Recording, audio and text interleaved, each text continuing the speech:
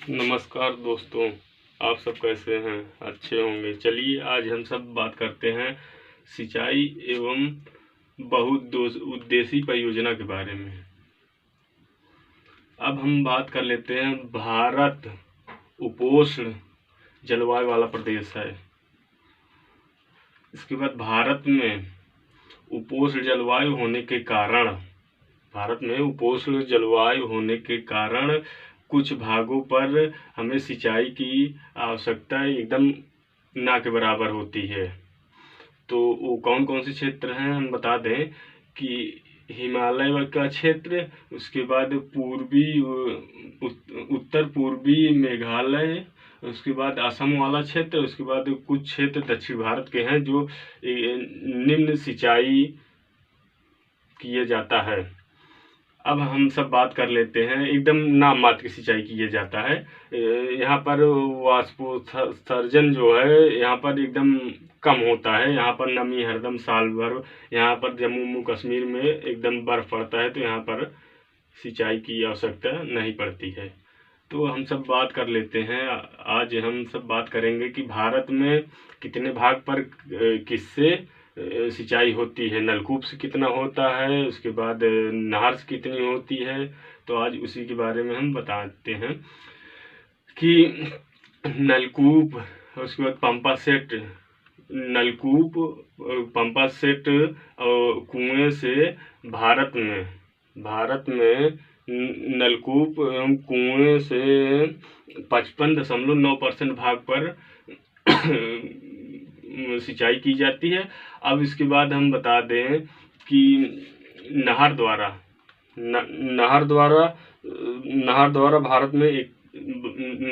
भारत में 31% भाग पर सिंचाई की 31.1% भाग पर सिंचाई की जाती है। उसके बाद हम सब बात कर लेते हैं तालाब द्वारा 6.2% भाग पर तालाब द्वारा की जाता है। उसके बाद अन्य 6.6% किया जाता है। अब हम सब बात कर लेते हैं कि सिंचाई 3 प्रकार की होती है। एक लघु सिंचाई, इसके बाद माध्यम सिंचाई, इसके बाद बृहद सिंचाई। तो अब हम सब बात कर लें लघु सिंचाई के बारे में। लघु सिंचाई 2000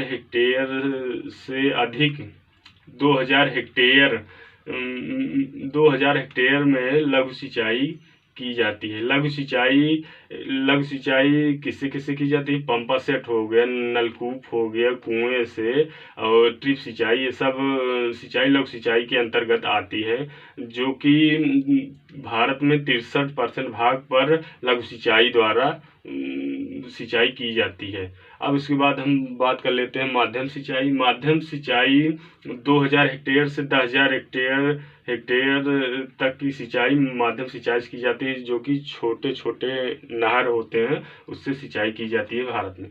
अब हम सब बात कर लेते हैं बृहद सिंचाई। बृहद सिंचाई 10,000 हेक्टेयर से अधिक जो क्षेत्र होते हैं वहाँ पर बृहद सिंचाई की जाती है। बृहद सिंचाई नहर एवं बांध द्वारा किया जाता है। अब हम सब बात कर लेते हैं भारत में विश्व में सबसे ज़्यादा सिंचाई कहाँ पर की जाती है। विश्व में सबसे ज़्यादा सिंचाई 21% चीन करता है। उसके बाद भारत का नंबर दूसरा है, 20.2% भाग पर पूरा सिंचाई की जाती है। अब हम सब बात कर लेते हैं नहर के बारे में। नहर के बारे में बात करने से पहले हम सबसे पहले बता दें गंग नहर जो है भारत की सबसे पुरानी नहर है। भारत की ही नहीं पूरे विश्व की सबसे पुरानी नहर क्वेश्चन आएगा तो विश्व का सबसे पुरानी नहर तो गंग नहर है, जो कि 1927 में महाराजा गंग ने करवाया था। इसका उद्गम स्थल जो है हिंडन एवं यमुना के 2 आब पर बनाया गया, जो कि सहारनपुर, गाजियाबाद, मेरठ, मुजफ्फरपुर, ये सब क्षेत्र यहाँ पर सिंचाई की जाती हैं गंग नहर द्वारा। अब हम सब बात कर लेते हैं इंदिरा गांधी नहर सतलज एवं ब्यास के संगम में जो हर के बैज बना है, उसी से इंदिरा गांधी नहर निकलता है। इसकी लंबाई, इंदिरा गांधी नहर की लंबाई 649 किलोमीटर है, जो कि भारत के पंजाब, हरियाणा, दिल्ली का कुछ भाग, उसके बाद राजस्थान का आधा भाग सिंचित करता है इंदिरा गांधी नहर, जो कि भारत का सबसे लंबी नहर, भारत की सबसे लंबी नहर। क्वेश्चन आएगा तो तुरंत आप बताएंगे कि इंदिरा गांधी नहर, जो कि यहाँ सतलज पंजाब में है, सतलज एवं ब्यास नदी पर बनाया गया है। अब हम सब बात करते हैं नदी घाटी परियोजना के बारे में। नदी घाटी परियोजना के बारे में बात करने से पहले हम सब नदी घाटी परियोजना, दामोदर घाटी सबसे पहले दामोदर घाटी ये दामोदर घाटी अमेरिका के टेनिस परियोजना से लिया गया है। दामोदर घाटी अमेरिका के टेनिस परियोजना से लिया गया है, जो कि ये झारखंड के छोटा नागपुर पहाड़ से दामोदर नदी निकलती है और यहाँ पर आके हुगली नदी में मिल जाती है, जो कि पश्चिम बंगाल में हुगली नदी है, वहाँ पर आके दामोदर मिल जाती है। यहाँ पर दामोदर नदी पर 2 ताप विद्युत गृह बनवाए गए हैं, जो कि बोकारो है, उसके बाद दुर्ग है। यहाँ दामोदर घाटी पर क्वेश्चन पूछता है तो दामोदर घाटी कहाँ से निकली है? छोटा नागपुर पहाड़ के छोटा नागपुर पहाड़ियों से निकली है दामोदर नदी, यहाँ पर जाके हुगली नदी में मिल गई है। हुगली नदी कहाँ पर है? यहाँ पश्चिम बंगाल में है। अब हम बात कर लेते हैं भाखड़ा नंगल बांध कहाँ पर बनाया गया है? भाखड़ा नंगल बांध या सतलज नदी पर निर्मित किए गए भाखड़ा नंगल बांध भारत का सबसे ऊंचा गुरुत्वीय बांध है।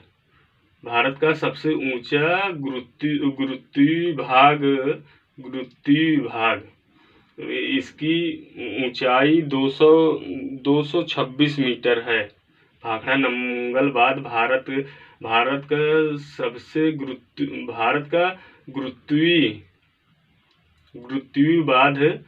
का गुरुत्वीय बांध भाखड़ा नंगल बांध है,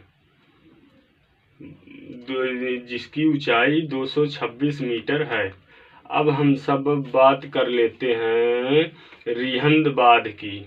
रिहंद बांध कहाँ पर बनाया गया है? रिहंद बांध सोन नदी पर बनाया गया है। रिहंद बांध सोन नदी पर बनाया गया है। इसकी सहायक नदी रिहंद नदी है। इसके बाएं मतलब रिहंद नदी जो है रिहंद बांध सोन नदी पर बनाया गया है, जो कि रिहंद नदी एक सहायक नदी है, जो यहाँ पर इसका नाम पड़ गया रिहंद बांध, जो कि रिहंद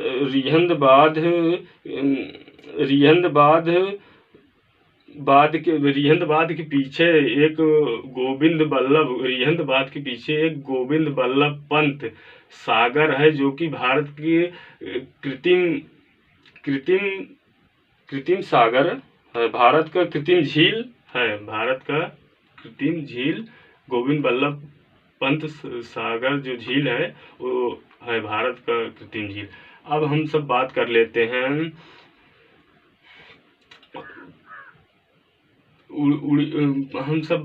हीराकुंड जो है। हीराकुंड बांध भारत में हीराकुंड बांध कहाँ पर है? भारत में हीराकुंड बांध उड़ीसा में है। किस नदी पर है? महानदी पर हीराकुंड बांध बनाया गया है, जो कि संबलपुर में यहीं पर ये बांध बनाया गया है। हीराकुंड जलाशय उड़ीसा में है। किस नदी पर बनाया गया? महानदी पर बनाया गया है हीराकुंड जलाशय। अब हम कोसी परियोजना की बात कर लें, जो कि बिहार की शोक नदी भी बोली जाती है। कोसी नदी को बिहार की शोक नदी भी बोली जाती है। कोसी परियोजना कोसी परियोजना जो बनाया गया यहाँ पर बांध, या नेपाल को भी फायदा करता है और उसके बाद अपने बिहार को भी सिंचित करता है क्षेत्र को। इसे कोसी परियोजना बहुत खास है। बिहार पूछता है कभी कभी क्वेश्चन की कोसी परियोजना कहाँ पर है, तो आप तुरंत बताओगे बिहार में है।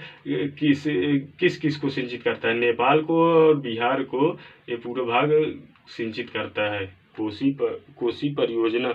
अब हम बात कर लेते हैं शरावती परियोजना। शरावती परियोजना कहाँ पर है? शरावती परियोजना शरावती नदी पर बनाया गया है, जो कि शरावती नदी केरल में है।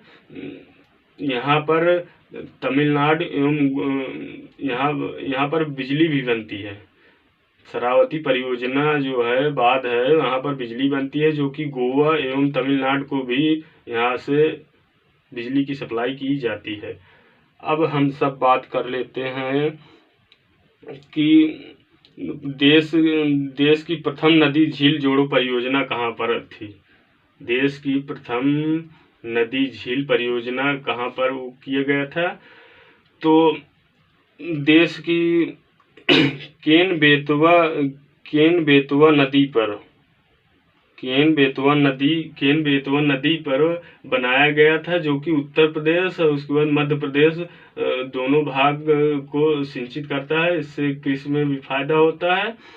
केन बेतवा नदी पर बुंदेलखंड वाला भाग भी, पूरा जो सूखा एरिया था, ये इस परियोजना 2005 में बन जाने के कारण इस परियोजना से बुंदेलखंड वाला भाग सिंचित हो गया। नहीं तो यहाँ पर ऊसर था, पूरा ऊसर, अब यहाँ पर सिंचित हो गया। उसके बाद कुछ मध्य प्रदेश का भाग भी सिंचित हो रहा है। इससे यहाँ पर कृषि अच्छी हो रही, फायदा हो रहा है। अब हम सब बात कर लेते हैं टिहरी परियोजना। टिहरी परियोजना कहाँ पर है? भागीरथी व मिलंगना नदी पर टिहरी बांध परियोजना बनाया गया है। इसके बाद हम सब बात कर लेते हैं कि फरक्का बैराज परियोजना कहाँ पर है। फरक्का बैराज परियोजना पश्चिम बंगाल में है। इसके बाद पश्चिम बंगाल में गंगा नदी पर बनाया गया। फरक्का बैराज परियोजना गंगा नदी पर बनाया गया, जो कि पश्चिम बंगाल में है। धन्यवाद। अगली वीडियो के साथ फिर मैं हाजिर होऊंगा। धन्यवाद।